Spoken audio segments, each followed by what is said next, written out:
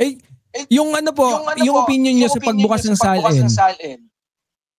Yung SALN na yan pabor tayo dyan sapagkat yung SALN naman talaga naman dapat dinidisclose yan sa public because yan ay nakalagay sa ating saligang batas. No? Yung transparency. How can you make the public officer employees accountable if there is no transparency?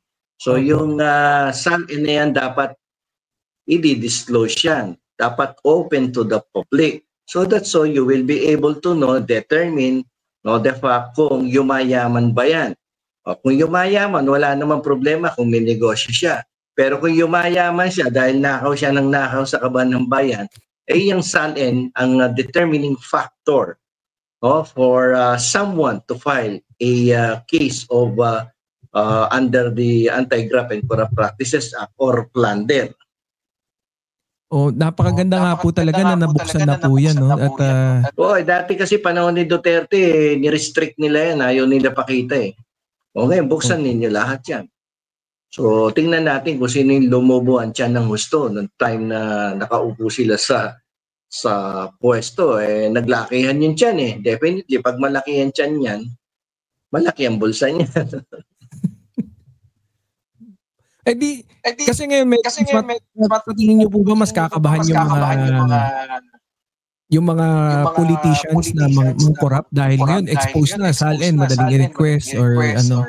Yeah, definitely. Medyo kakabahan yan, no? Hindi katulad nung araw na talagang may restriction. Pero ngayon talagang maghihigpit ay medyo ma-andap yan sa paggagawa ng kalokohan.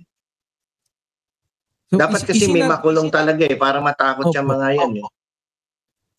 So parang isinara, parang setup talaga para mangura, parang hindi sa akin yung pagkakaintindi lang po ng syempre common na mamamayang Pilipino lang. So parang isinara tapos nung pagkasara namayagpag yung korupsyon lalo. Oo, pero way back 2016 sina Diskaya in connivance with some congressmen, some senators, namayagpag sila. Diba? At ngayon, nabibisto eh.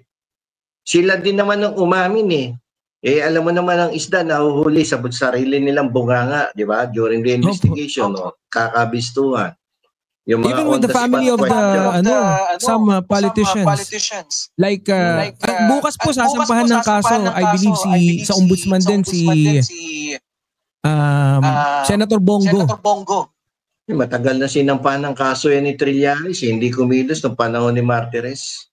Opo. Ngayon, uulitin. Bukas yata isasampan ni Senator Trillanes.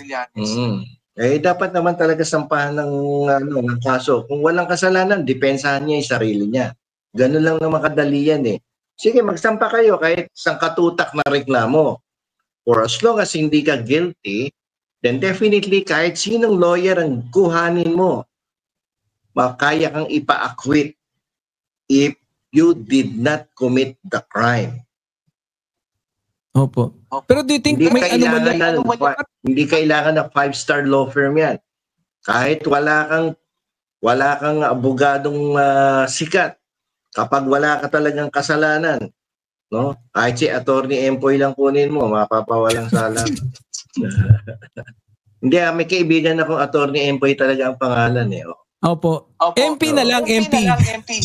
Si Attorney MP, pwede. Ayan, short for Empoy. May kaibigan babata ako, si Empoy naging abogado. Hindi, naman po yan pangalan na yan eh, common, very common naman po yan. Oo, common name yan eh. Oo, Empoy. Bakit? Meron ba kayong tinatawag na Attorney Empoy? Hindi, hindi naman po. Meron akong alam, Attorney Di Horsey, pero Attorney Empoy.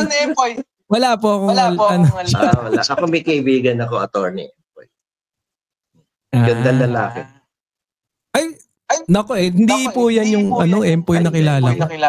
Hindi. Medyo hindi po kagandahang lalaki yun. Pero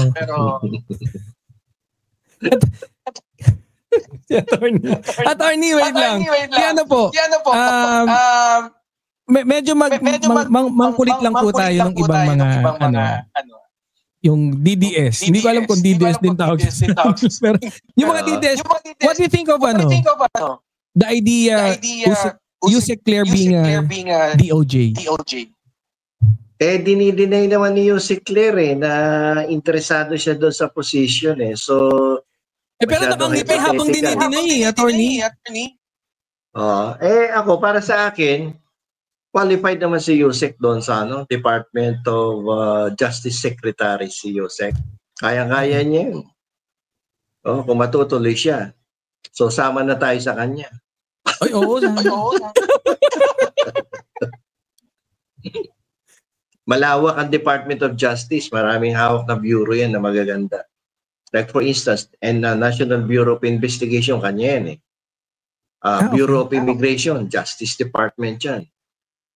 Bureau of Jail and Management, kanya yata yan Yan, madaming bureau yan na hawak. So napakalawak, kaya powerful yung Justice makikipag-coordinate sa ICC, DOJ din yan po. Yes, so very powerful yan.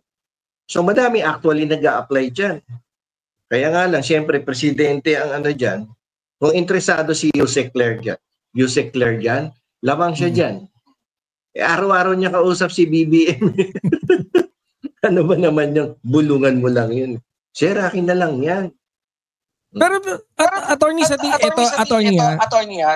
parehas po tayo, hindi natin alam yung or wala tayong internal information kung nakakapag-usap nga ba talaga si PBBM or hindi. Pero sa tingin niyo po ba nag-uusap sila? Kasi may mga tao tingin nila. Ba't ganun? Yan ang sinasabi. Pinangungunahan daw ni Atty. Claire yung presidente. Alam mo, ako, I worked in the government for 18 years. I was only 20 years old when I started working in the government hanggang 18 years yun. I worked under the office of the president 2 beses. Sino po yan? Si Manuel Rojas? Hindi. Actually, bali 3 Unang-una kong pinagtrabahuan sa Office of the President, si Cory Aquino. I just graduated sa college pa lang noon. Tapos, after that, nag-work ako kay Joseph Estrada. Opo. Sa mayor. Tapos senador, tapos sa presidente. Tapos kay Noynoy Aquino, during that time ni Aquino, palagi akong kasama sa state visit, representing the cultural exchange education. So, pag spokesperson ka, hindi ka magre-release ng statement ng walang go signal ng presidente. Yun nga. Ang dami kong nakilala